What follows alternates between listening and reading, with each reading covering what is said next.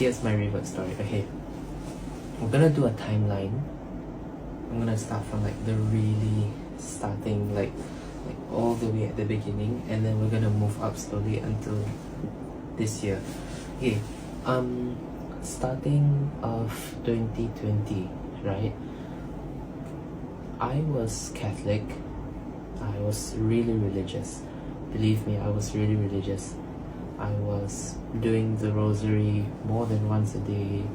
I was fasting for 40 days for Lent. I was really religious in the entire of 2020. But you see, before 2020, I came from a primary school that had little to no interactions with people from other races and other religions. So I was not exposed to Islam. In 2020, when I first came to secondary school, I was shocked at the amount of people who actually practiced Islam. I made a few friends who were Muslim, and they were really good friends, okay? I loved their character. That was the first thing that I noticed about Islam. How it makes someone so likable, how it makes someone so how it makes you enjoy hanging out with that person. And that was the first thing I noticed about Islam. So in 2020, it was during the circuit breaker, like cause COVID just started, and I tried fasting for Ramadan in 2020. I didn't make it. Fast forward to 2021, I tried converting one of my friends because I didn't want them to burn in hell. So I would just talk to him about religion. I would share with him Christianity. I would tell him the beauty of Christianity, and in return he would tell me what they learn in Islam. And it was like a two-way thing. Like, you wouldn't expect that out of 14-year-olds, but we did that. It was a two-way thing, and I learned a lot about Islam. I tried converting him, so I went to research about Islam on my own to try and prove his points wrong. But the more I researched into Islam, the more I fell in love with it. I went for one Jum'ah prayer, Friday prayer. I went for one Friday prayer with this friend. And when you hear the adhan being called for the first time in your life, you feel like a newborn baby. Wallahi al-Azim, you feel so amazed. Like, you can't describe the feeling when you step into the mosque and then you hear the guy calling the adhan out. Keep in mind that I had no exposure to Islam when I was little, so I didn't know anything. I didn't know that Islam was such a peaceful religion, right?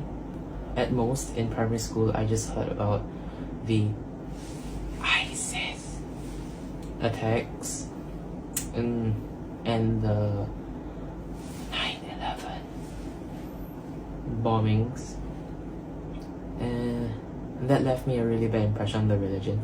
And when I first went for that Jumu'ah prayer, I was shocked. I was like, wow, this is different from what I have seen online. So I was like so amazed.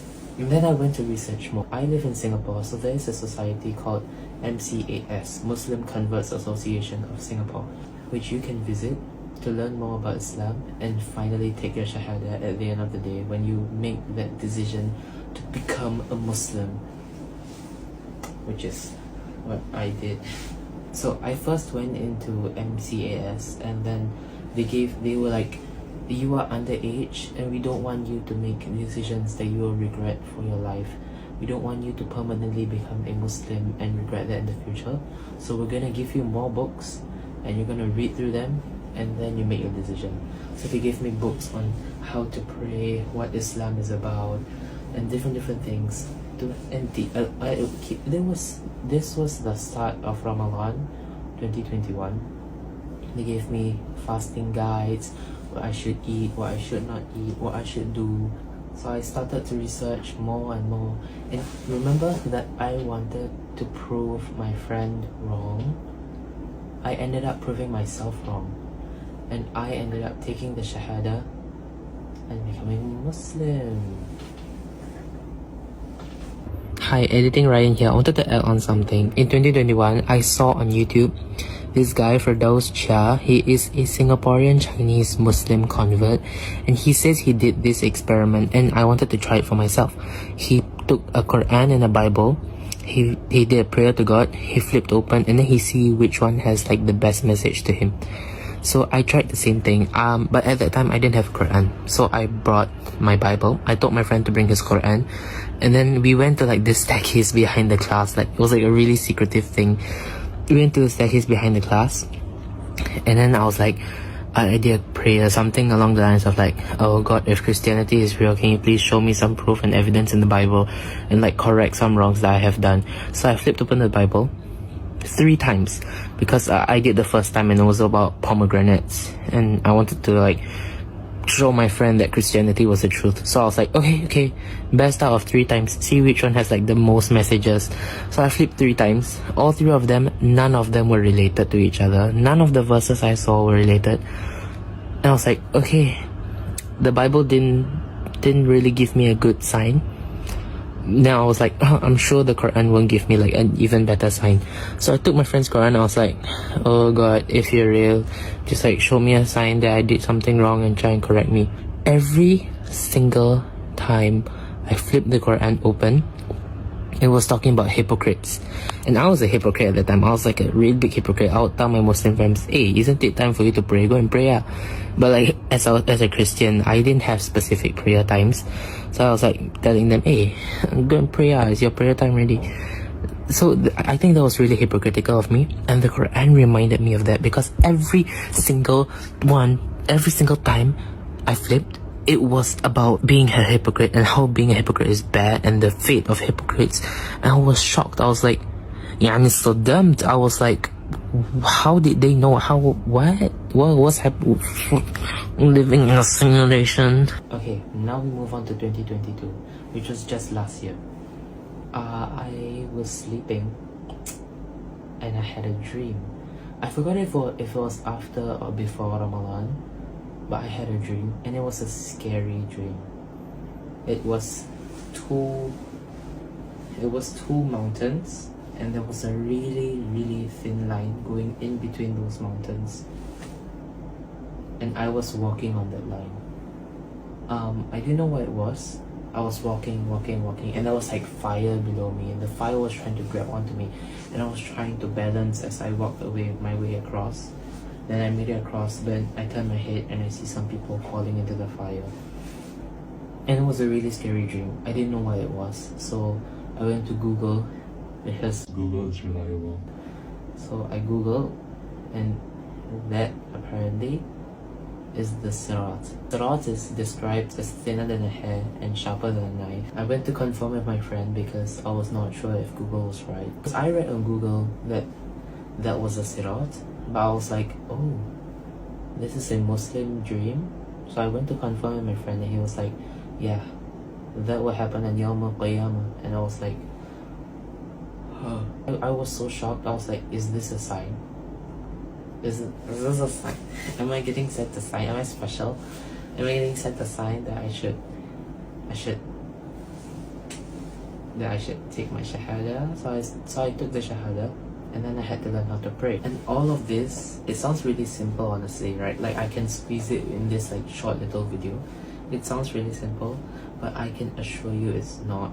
My pillow has felt so many tears that if you manage to get my pillow to talk, my pillow will be flooded with like the tears in it. I was crying so much. There's this thing where reverts try and talk their parents into accepting them as Muslims, and that is the hard part, because every revert has to experience that.